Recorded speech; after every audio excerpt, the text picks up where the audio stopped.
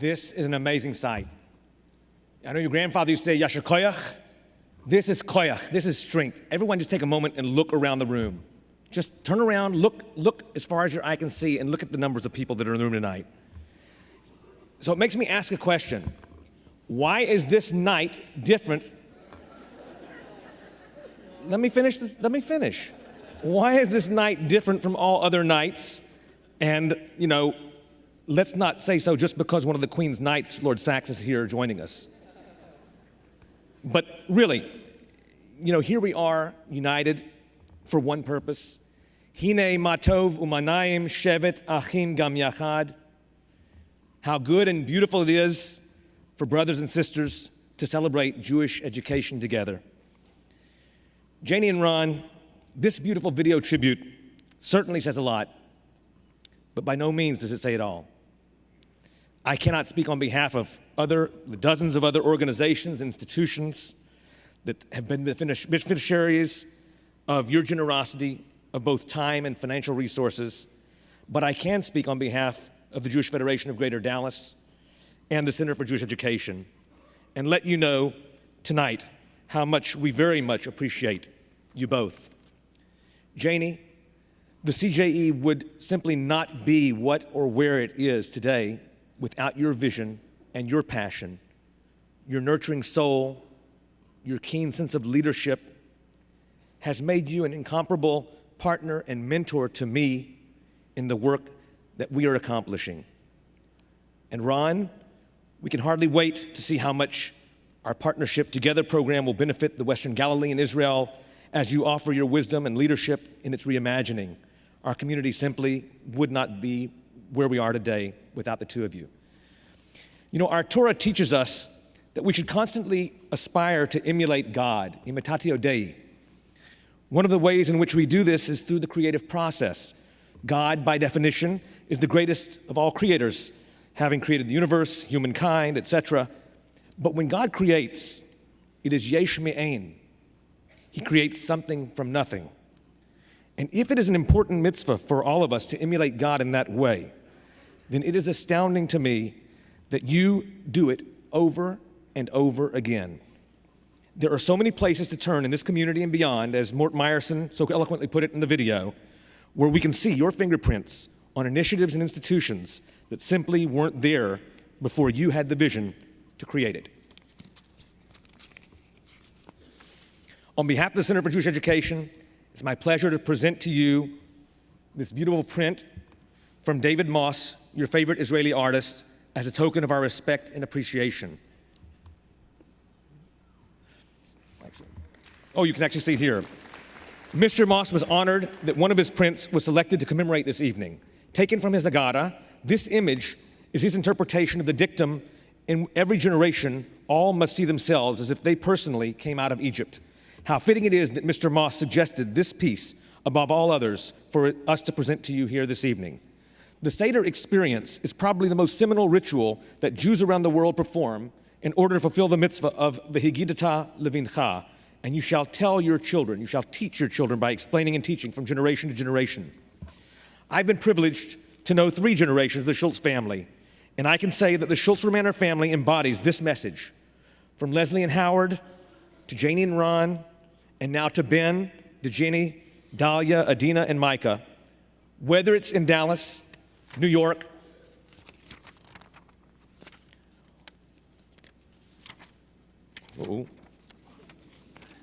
Dallas, New York, Budapest, Abu Ayadene, how do you say it, in Uganda, or the Western Galilee, Akko, your family has continued to be an incredible role model for our committed community, Ledor Vador, from generation to generation.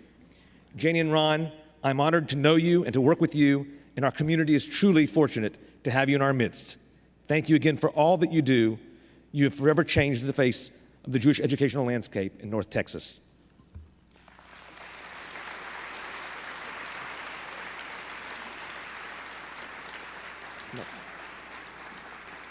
Please join me in welcoming Jaynie Schultz and Ron Romaner.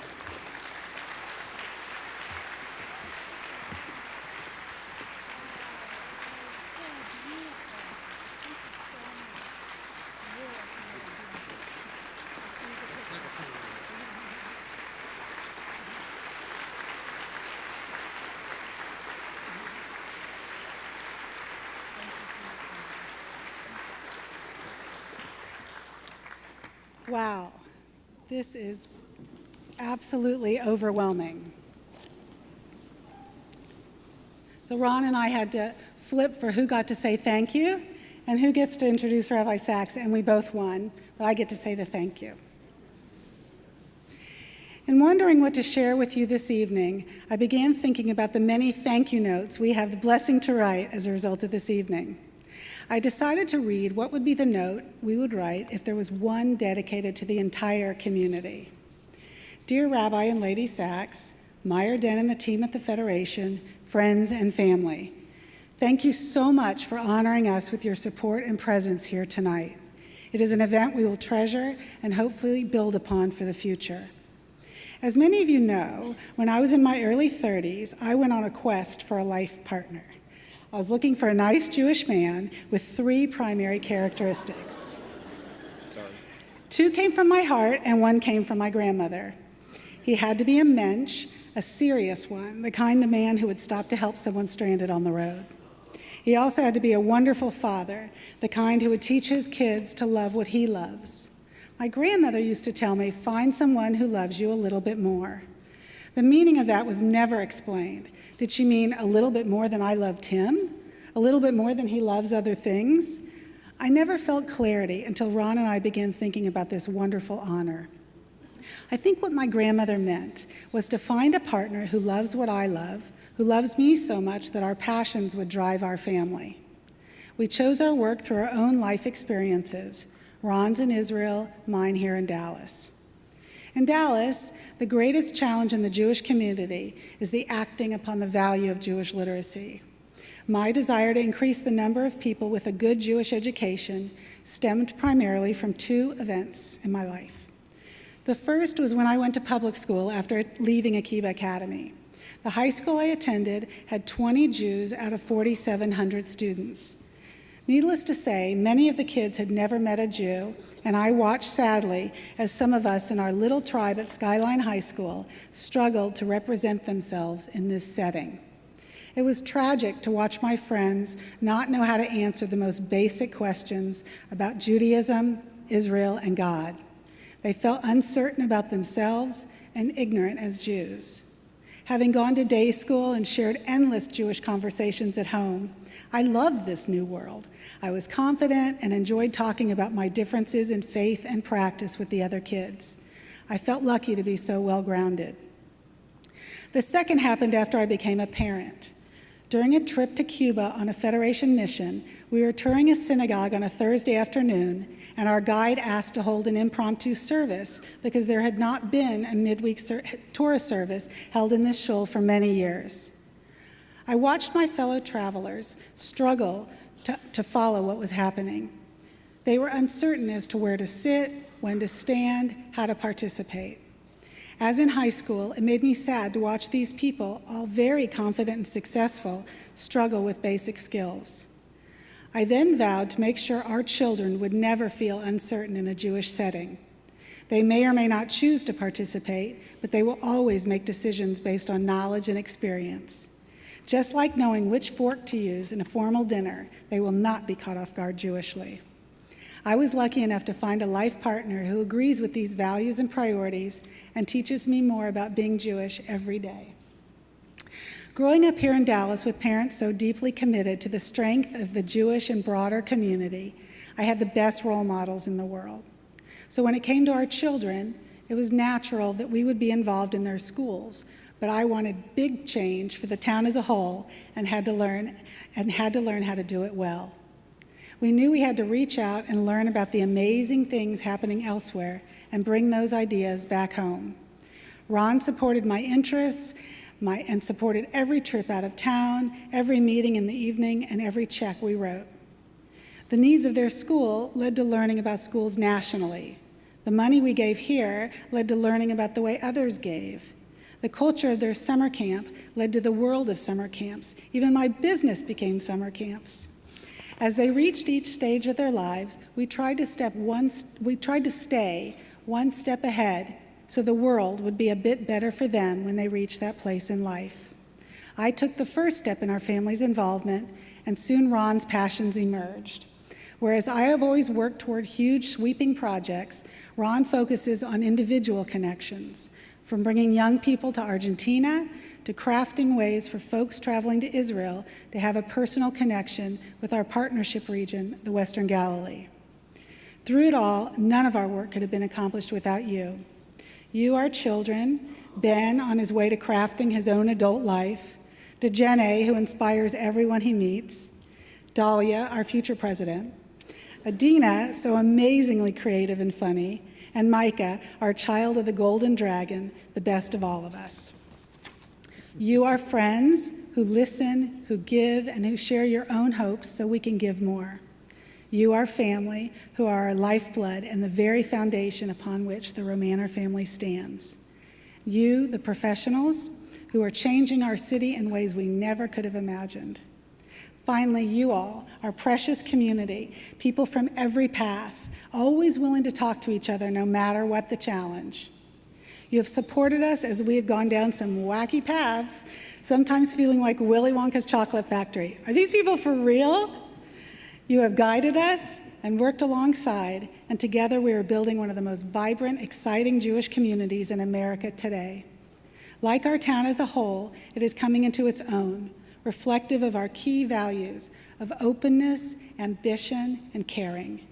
This is a night to celebrate not just Jewish education, but each other.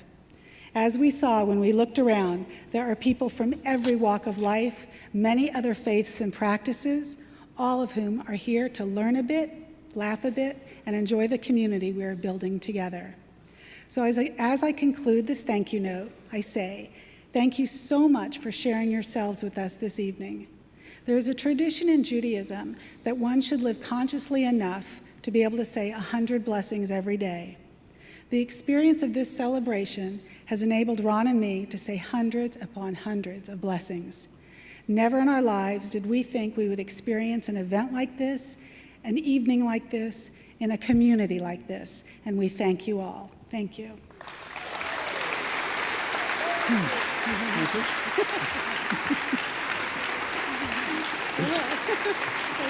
Uh-oh. Thank you.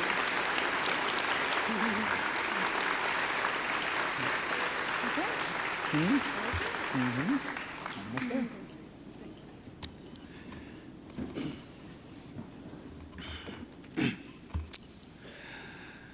Thank you all for this wonderful opportunity to gather together under one roof over 1,000 of our nearest and dearest friends and family. I haven't seen this many people at a Schultz Romaner Simcha since Ben's bar mitzvah. By the way, y'all are invited for Shabbat dinner this Friday night, and you're bringing the challah. Many years ago, Jaynie's dear friend Mort Meyerson shared a cassette of a lecture given by Rabbi Jonathan Sachs to a Jewish Medical Ethics Society conference. Many of you still mention that lecture because we were so impressed with it that Jaynie gave a cassette copy of it to all her Melton classes for many years after. We still owe you for that one. What Rabbi Sachs spoke about was the concept of Jews being an Am Kadosh and a Mamlechet Kohanim, a holy nation and a kingdom of priests. Throughout the world in earlier times, priests were the people's leaders. The leaders of nations were those who were most literate, most educated. God's commandment of us to be a nation of priests meant he wants us to be a literate nation, an educated nation. We became not a nation with priests, but a nation of priests, our entire community striving to be educated, not just the leaders. Certainly, the value of education has not diminished for us. However, what was lost for many is the value of Jewish literacy. Jewishly, we have become like any other nation, where there are a few who are literate and the majority listen and learn from them rather than through their own learning. We must return to being a nation of educated Jews, a nation of priests. Several years ago, our extended family made the decision to spend Passover together in Phoenix, Imagine our delight and excitement when we learned that the program organizers had invited Chief Rabbi Lord Sachs to be the featured lecturer for the entire length of the program. Jaynie and I didn't miss a single one of the rabbi's talks. And Lady Sachs must have been really impressed with the food there, because they came back the year after and the year after that. We are very grateful to the JCC Book Fair Committee for sharing Rabbi Sachs with us. And now, a little background information. Chief Rabbi Lord Sachs was appointed Chief Rabbi of the United Hebrew Congregations of the Commonwealth in 1991, only the sixth person to hold that title since the role was formalized in 1845. At the time of his installation, the Chief Rabbi launched a decade of Jewish renewal, which led to a myriad of programs that greatly enhanced Jewish life in Great Britain. The Chief Rabbi began his second decade in office with a call to Jewish responsibility and a renewed commitment to the ethical dimension of Judaism. Under his leadership, the Jewish community of Great Britain is known throughout the world as one of the most innovative and interesting communities. He has received numerous prizes and literary awards, including the Jerusalem Prize for his contribution to Jewish life in the diaspora. As Americans and former subjects of the Crown, we are completely enthralled by the fact that he was knighted by Her Majesty Queen Elizabeth in 2005 and made a life peer, taking his seat in the House of Lords, where he sits on the crossbenches as Baron Sachs of Aldgate in the City of London. The Chief Rabbi is also a frequent contributor to radio, television, and national press. He regularly delivers BBC Radio 4's Thought for the Day, writes a monthly column for The Times, and broadcasts an annual Rosh Hashanah message on the BBC. All of this, as well as his weekly Shabbat message, can be found at www.chiefrabbi.org. Personally, I look forward to reading his weekly Shabbat message and engaging in the lively discussions that it engenders. He has written 24 books, the most recent being The Great Partnership, God, Science, and the Search for Meaning, which will be on sale in the lobby after this evening's program. Chief Rabbi Lord Jonathan Sachs is married to Lady Elaine Sachs. Together they have 3 children and 6 grandchildren. Ladies and gentlemen, please rise and welcome Chief Rabbi Lord Sachs to Dallas.